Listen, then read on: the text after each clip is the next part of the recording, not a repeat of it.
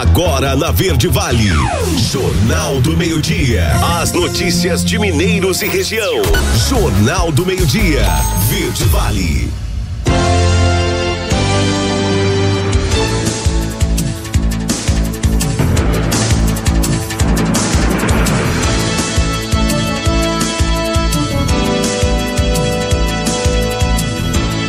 Meio-dia e 8, olá, ótima tarde para você.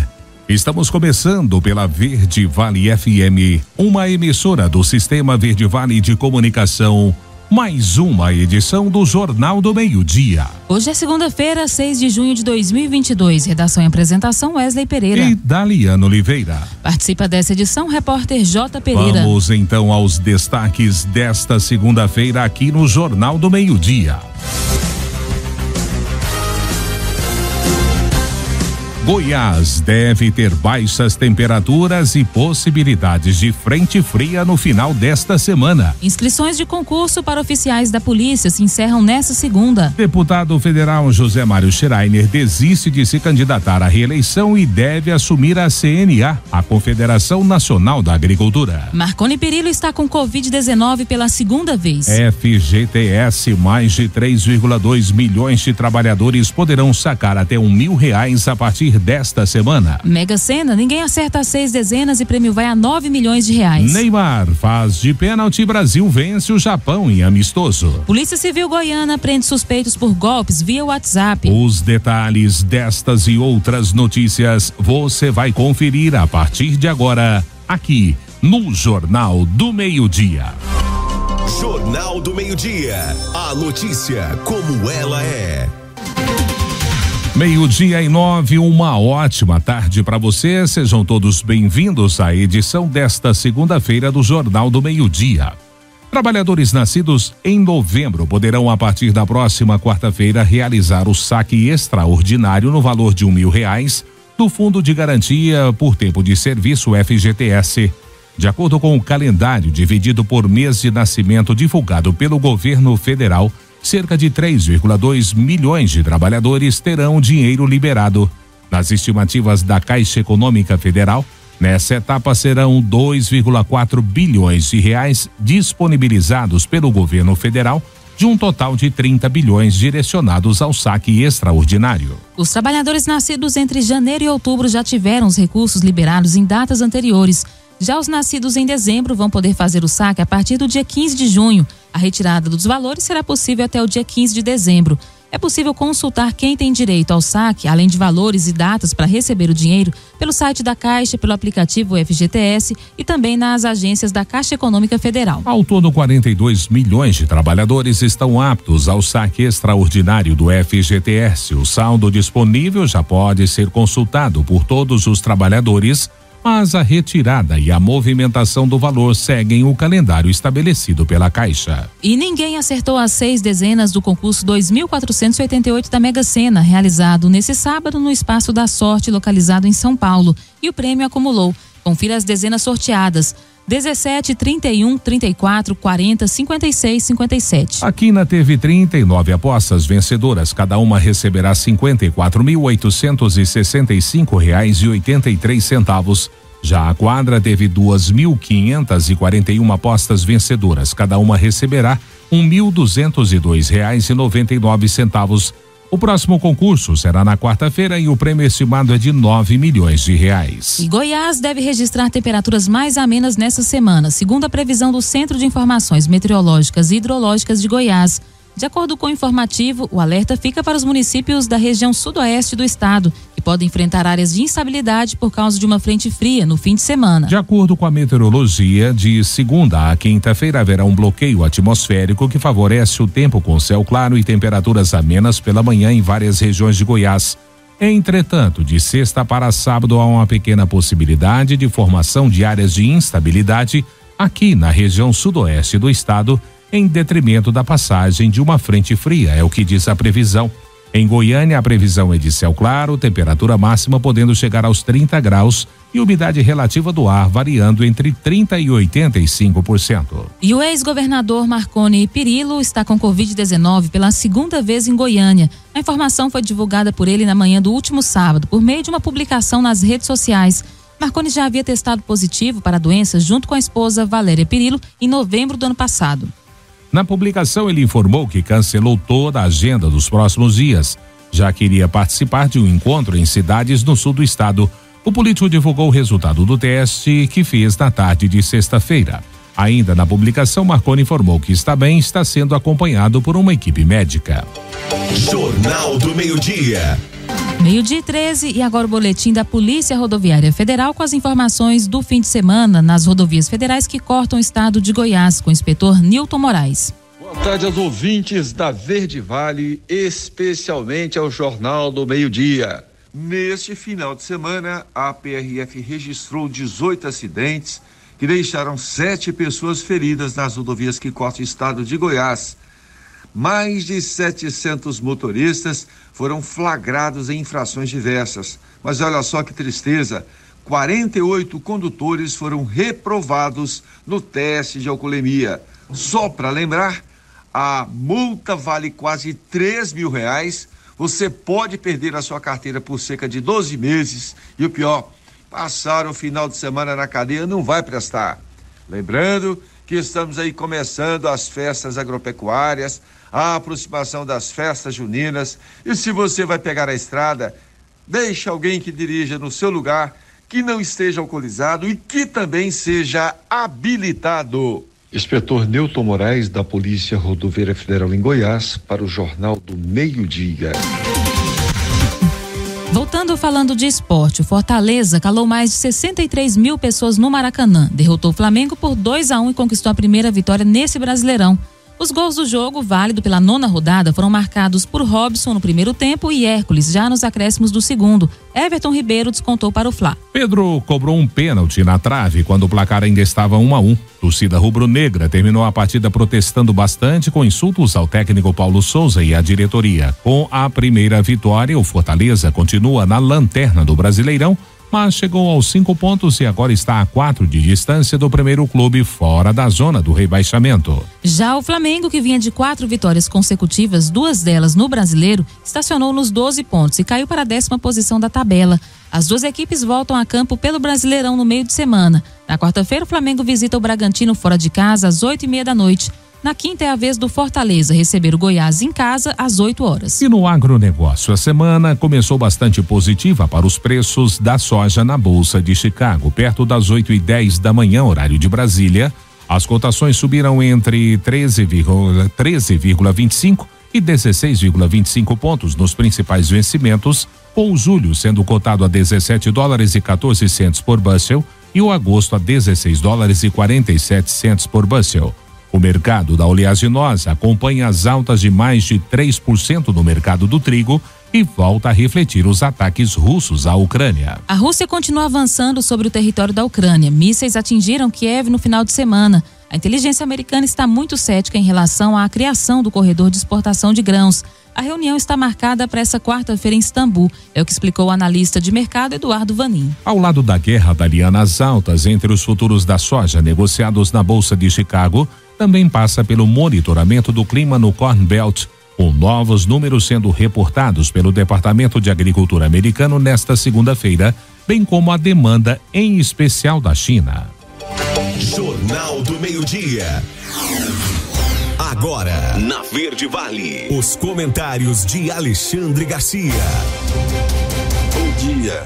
O que vai fazer Bolsonaro nos Estados Unidos? Será que vão reatar Bolsonaro e Biden? Porque Biden fez algumas declarações aí quase hostis contra o Brasil, né? Depois mandou um ex-senador, senador conhecido, o Todd, como enviado dele para ver se convencia Bolsonaro aí a cúpula das Américas, que é uma promoção do novo governo dos Estados Unidos. Se Bolsonaro não fosse, ia esvaziar porque o mexicano já não vai. O López Obrador disse que não vai porque não foram convidados os ditadores de Cuba, da Nicarágua, da Venezuela. Enfim, o senador esteve com o presidente Bolsonaro e na conversa deles, o presidente Bolsonaro disse: olha, eu não vou lá só para tirar foto, para ser moldura de foto de Biden. Foi direto lá com o senador. E aí o que aconteceu foi que o senador disse: não, senhor, o presidente quer ouvi-lo, quer ouvir as suas reivindicações.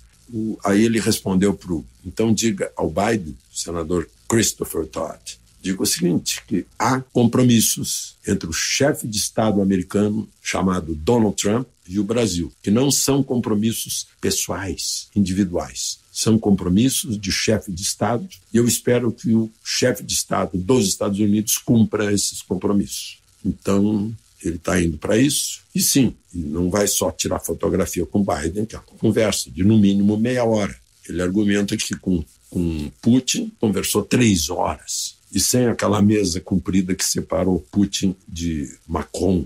Enfim, talvez haja algo importante além disso, que vai ter consequências internas aqui. Biden e Bolsonaro assinam uma declaração conjunta de democracia, estimulando a democracia, um continente que volta e meia, inclusive aqui dentro, tem temperos totalitários, que não conseguem esconder. Aqui nós temos, inclusive, instituições de Estado que estão demonstrando pura ideologia totalitária. Bom, por falar nisso, amanhã vai ter um julgamento importante no Supremo, porque mais uma vez o ministro Nunes Marques é o rebelde solitário. Ele está ao lado da Constituição, mas não ao lado do restante do Supremo. Provavelmente vai ser derrotado em números lá, mas mais uma vez sairá vitorioso porque defendeu a Constituição. É o caso de um deputado estadual do Paraná, Francisquini, e um deputado federal de Sergipe, do PL de Sergipe, o 90.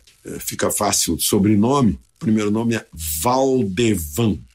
Os dois haviam sido caçados, Valdevan 90 por ter recebido 86 mil de pessoas físicas. Isso foi enquadrado como ilegal, abuso de poder econômico. Só que na decisão de Nunes Marques mostra que não estava vigente a proibição quando ele recebeu. E lá no Paraná, o Francisquini o que fez foi denunciar, foi postar denúncias de pessoas reclamando da licitude, da ilicitude de algumas atitudes nas sessões de votação. Então, ele perdeu lá e foi o TSE, no Tribunal Superior Eleitoral. E com isso, 3 deputados deixaram de se eleger porque estavam se elegendo com os votos de Francisquini. Agora vai acontecer o contrário. Os 3 que não foram eleitos vão reocupar suas vagas, dependendo do que vai acontecer na terça-feira. Lá na Câmara, o presidente Arthur Lira, ao receber a decisão do ministro Nunes Marques, imediatamente tirou o suplente, né, e botou o 90. O suplente, que é do PT, mobilizou seu partido, entraram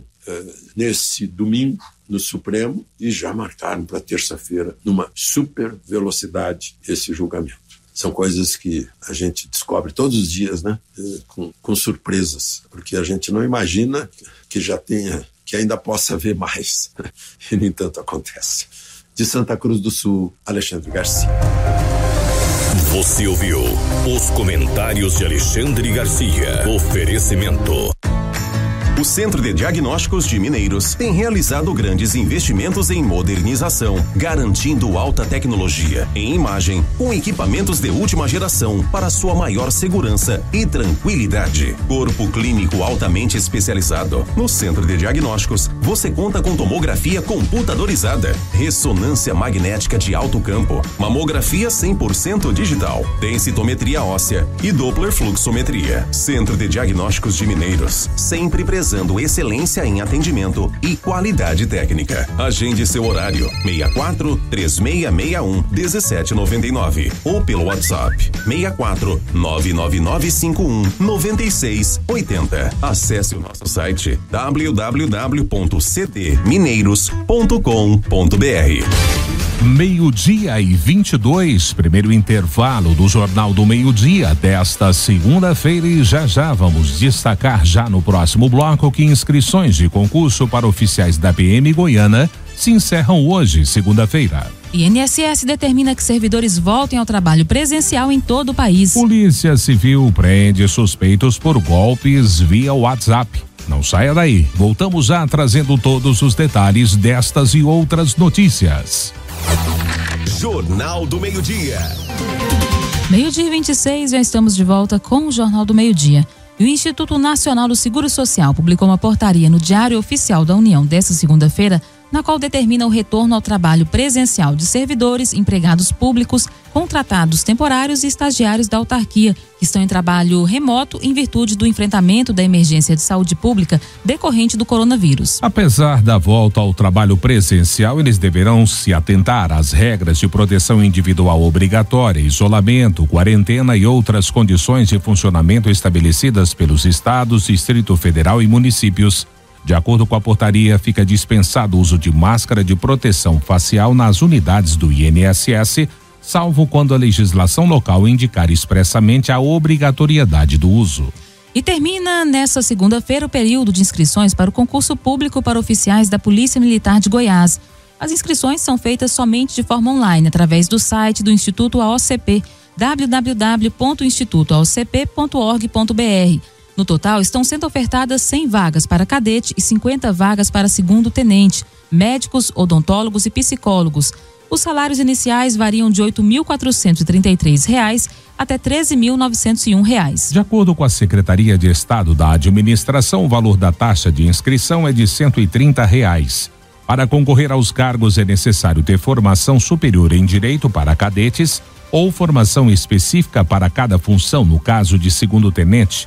A idade máxima para concorrer a uma vaga é de 32 anos e 35 anos, respectivamente. As provas objetiva e discursiva serão aplicadas nos dias 17 de julho para cadetes e 24 de julho para o cargo de segundo tenente.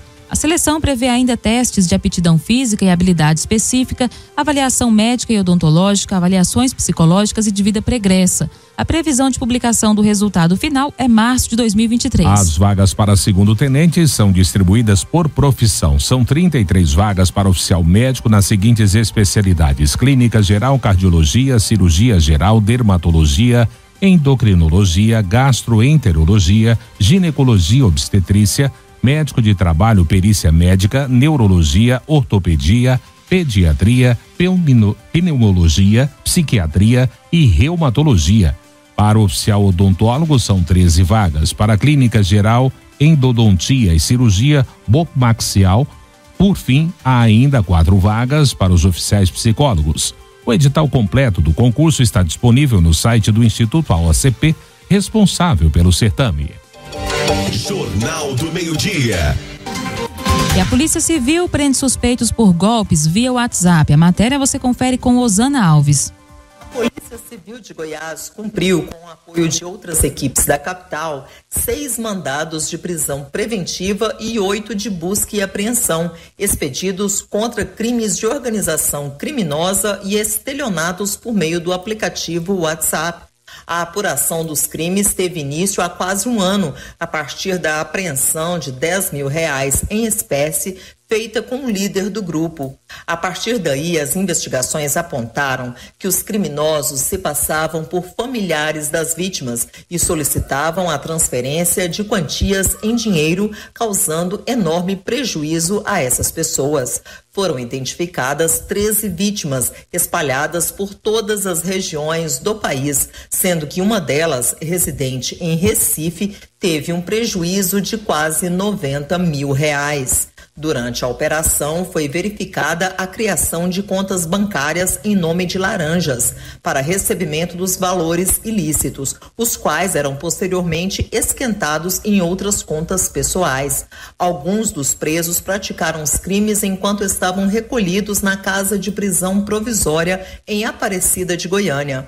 A partir do cumprimento dos mandados, foram apreendidos quase R$50 mil em espécie, além de um veículo de luxo, uma motocicleta, entorpecentes, correntes de ouro, dentre outros objetos, os quais foram adquiridos com dinheiro do crime. Ao perceber a chegada dos policiais civis, o líder da organização criminosa fugiu pela janela da residência, saltando muros, mas foi capturado pela polícia em via pública após perseguição.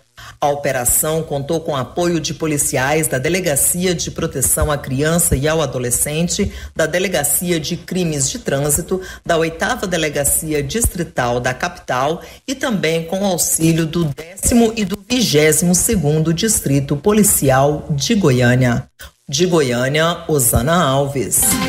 12:31, voltamos falando de esporte. No jogo que valia a liderança do Campeonato Brasileiro, ninguém conseguiu chegar ao topo da tabela. O empate por 0-0 entre Palmeiras e Atlético Mineiro na tarde deste domingo no Allianz Parque pela 9ª rodada da competição não deu o primeiro lugar a nenhum dos dois. O primeiro lugar agora é do Corinthians, que no sábado venceu o Atlético Goianiense fora de casa. Na capital paulista, o duelo entre os antigos 2 primeiros colocados não foi bonito como se esperava, mas teve muita luta, algumas discussões e chances importantes para ambos os lados, só que ninguém aproveitou. Com esse resultado, Palmeiras e Atlético Mineiro foram aos 16 pontos, 2 a menos do que o líder Corinthians. O Verdão, por ter melhor saldo de gols, está na 2ª colocação, enquanto que o Galo aparece em 3º. Na próxima rodada do Brasileirão, o Atlético Mineiro joga na quarta-feira contra o Fluminense às 9:30 no Maracanã.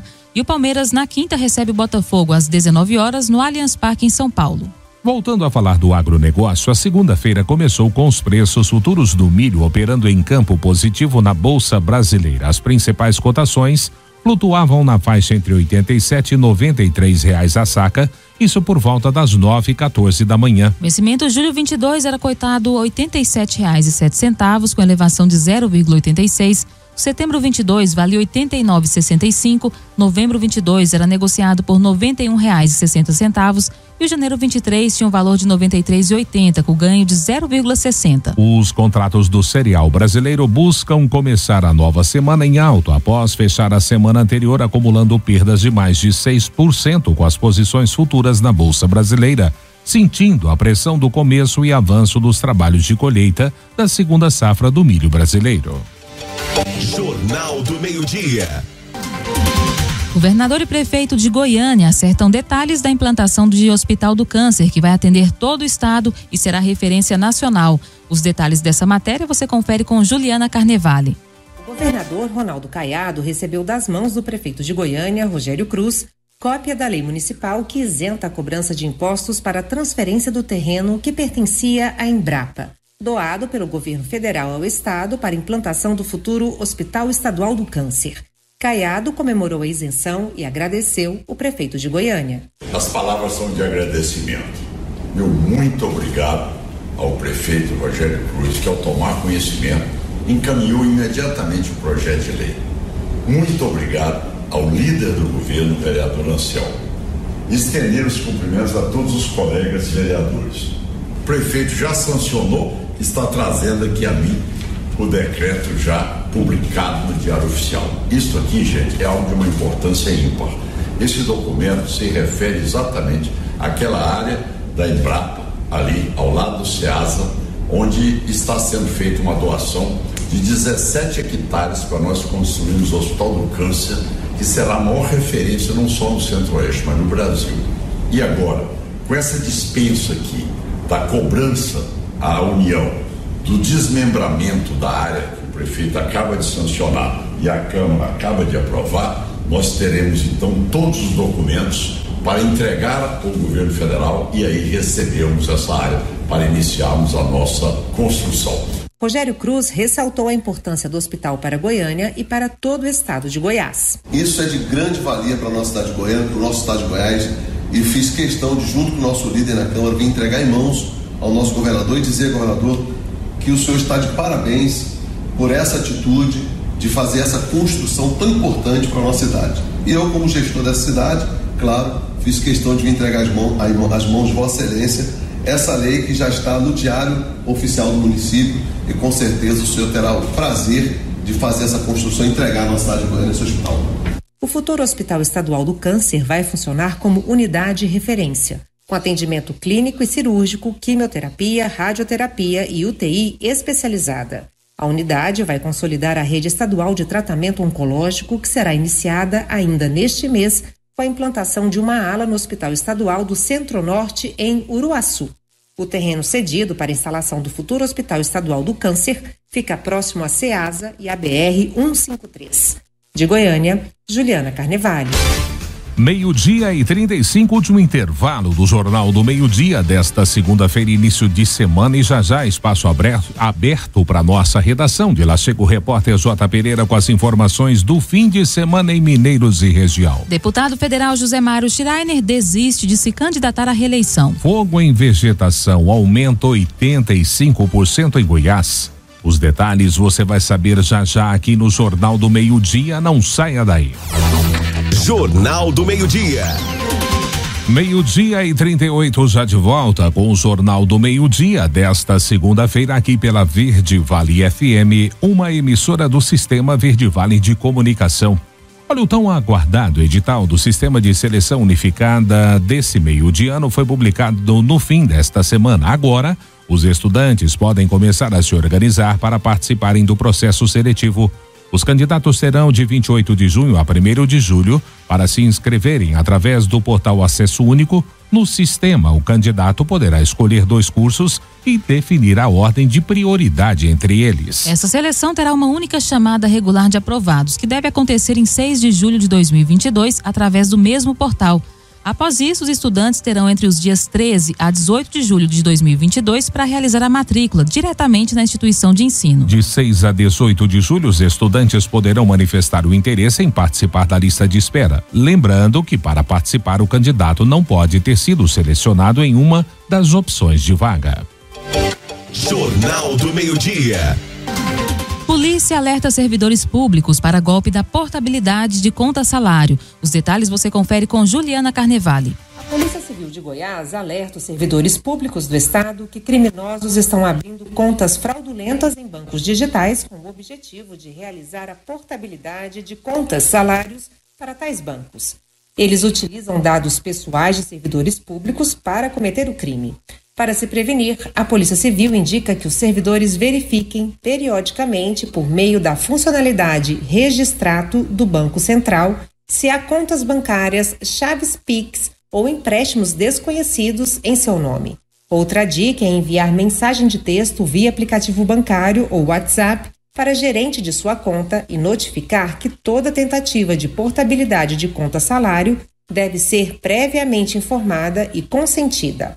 Caso tenha sido vítima, é preciso realizar o registro de atendimento integrado no site da Polícia Civil, aivirtual.ssp.go.gov.br ou na delegacia mais próxima. Denúncias podem ser feitas também pelo telefone 197. De Goiânia, Juliana Carnevale.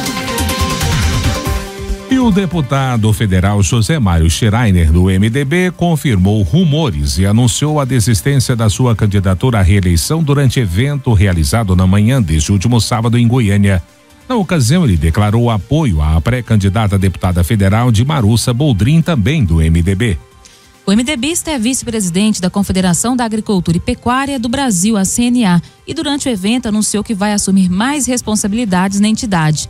O agro precisa que eu assuma mais responsabilidades na instituição que tanto nos defende, a CNA. Essas responsabilidades vão ajudar muito no desenvolvimento do nosso país para gerar empregos, oportunidades e renda para as famílias, é o que afirmou ele na ocasião. Também tenho batalhas individuais. Depois da Covid-19, passei a repensar e preciso também focar na saúde, é o que afirmou o deputado. Dimarussa é vereadora por Rio Verde, engenheira agrônoma, mestre em ciências agrárias e agronomia, pós-graduada em planejamento urbano e ambiental e também é produtora rural. E o número de focos de fogo em Goiás apurado pelo Instituto Nacional de Pesquisas Espaciais aumentou 85% nos 5 primeiros meses desse ano, na comparação com a média histórica, que é de 445 para o período. De janeiro a maio deste ano foram 824. O resultado é motivo de preocupação porque todos os meses individualmente tiveram registros acima da média e a estiagem está apenas no início.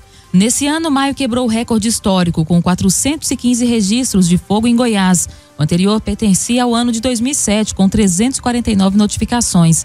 Embora o número seja alto, os meses com maior registro de fogo no estado são agosto, setembro e outubro. 3 de cada 4 focos ocorrem nesse intervalo. Há maior número de ocorrências nas regiões norte e sul. Entre os 10 que puxam o ranking e respondem por 1/3 do total até agora, a grande maioria fica nessas porções territoriais do estado.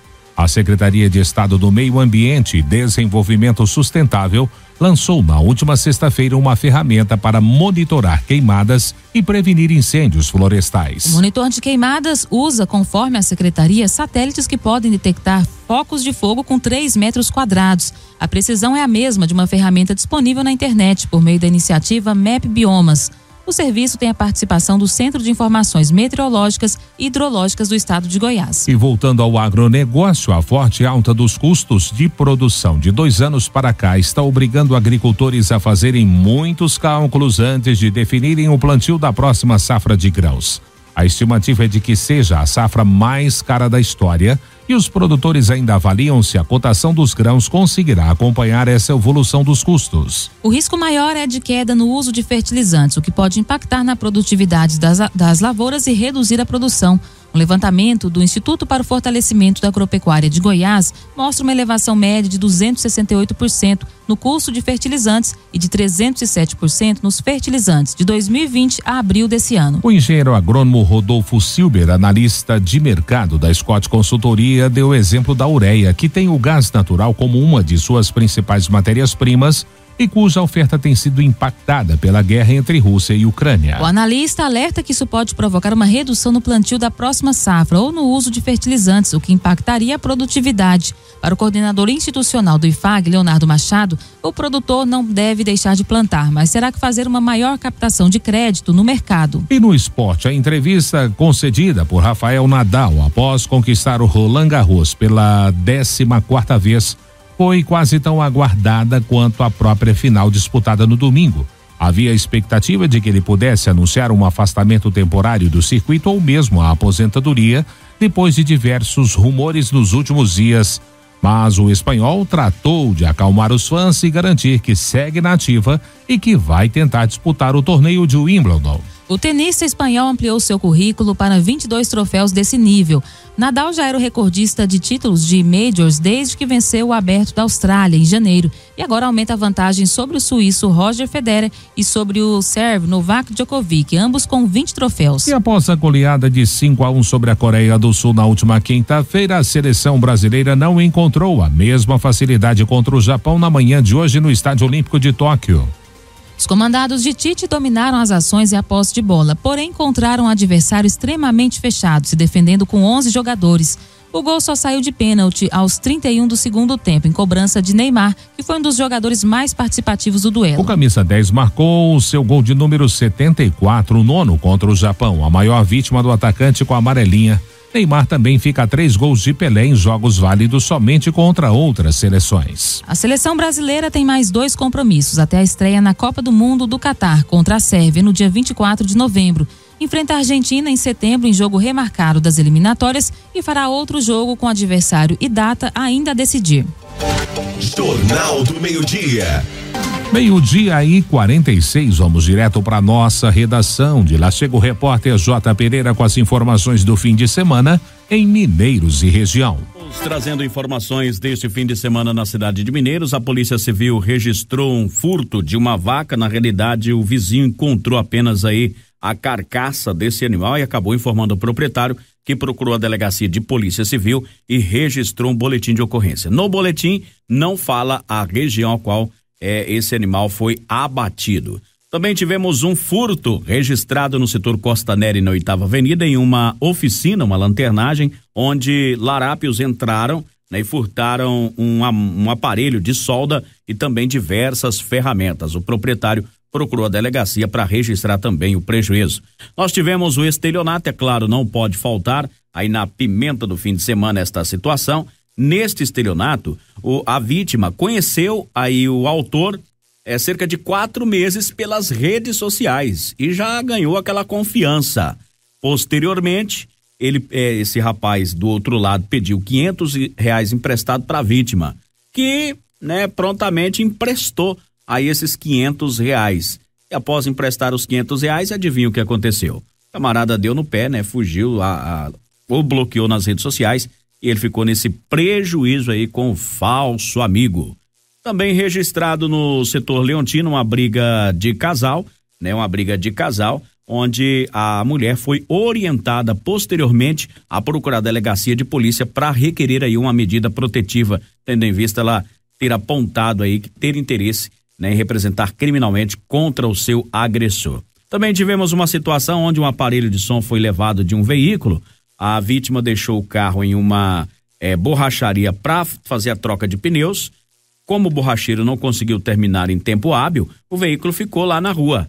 E ao retornar, já sentiu falta desses aparelhos, ele registrou esse boletim de ocorrência. Também tivemos perturbação do sossego público em ambos, né? Os proprietários da casa foram levados até o quartel do 46º Batalhão para ser confeccionado um termo circunstanciado de ocorrência e os aparelhos ficaram apreendidos também, né? Então foi registrado duas perturbações do sossego público, ambas ali no setor popular. E é claro, a ocorrência que chamou mais atenção neste fim de semana, aliás, nem ocorrência era, né, até a parte da manhã de hoje, pois não havia registro na Polícia Civil e nem na Militar. Foi uma briga que aconteceu ao final da cavalgada, envolvendo aí um agente de segurança pública, um policial militar e outro rapaz, né? A vítima aqui, como eu disse, até a parte da manhã ainda não havia se manifestado. O que a gente sabe até o momento é que o comando do 46º Batalhão já está apurando o fato, né, e tentando aí ouvir a ambas as partes para tentar entender o que de fato aconteceu naquela situação. Lamentável, realmente. Eram estas as informações de hoje, da redação J. Pereira. O Jornal do Meio-Dia estará de volta amanhã. Boa tarde.